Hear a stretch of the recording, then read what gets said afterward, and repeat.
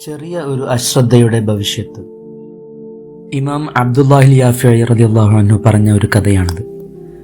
ഒരു സൂഫി വര്യന് കച്ചവടക്കാരനായ ഒരു ശിഷ്യനുണ്ടായിരുന്നു.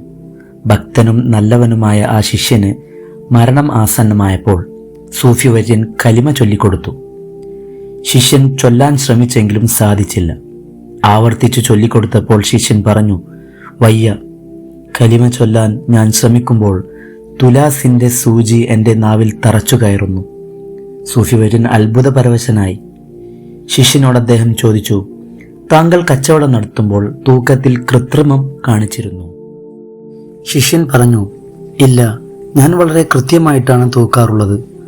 പക്ഷേ തുലാസിന്മേൽ പറ്റിപ്പിടിക്കാറുള്ള വസ്തുക്കൾ അടർത്തിക്കളയാൻ എനിക്ക് സമയം കിട്ടാറില്ല. ഇത് പറഞ്ഞുകൊണ്ടയാൾ അന്ത്യശ്വാസം വലിച്ചു.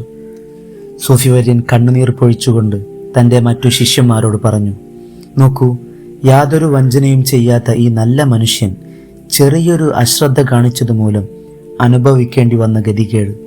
ഇത് നിങ്ങൾക്കൊരു പാഠമായിരിക്കട്ടെ. ജീവിതത്തിൽ കണിശമായ സൂക്ഷ്മത പാലിക്കാൻ നിങ്ങൾക്കിതൊരു താക്കീതായിരിക്കട്ടെ. ഇന്ന് നാം ജീവിക്കുന്ന സാഹചര്യങ്ങൾ ഒന്നോർത്തു നോക്കൂ. എത്രത്തോളം നാം ഇത്തരം കാര്യങ്ങളിൽ ശ്രദ്ധിക്കാറുണ്ട്, സൂക്ഷ്മത പാലിക്കാറുണ്ട്. അറിഞ്ഞും അറിയാതെയും എത്രയോ ഇത്തരം അശ്രദ്ധകൾ വരുത്താറുണ്ട്. സൂക്ഷ്മതയോടെ ജീവിക്കാൻ ആഖിബത്ത് സന്തോഷകരമാവാൻ നാഥൻ തുണക്കട്ടെ. ആമീൻ.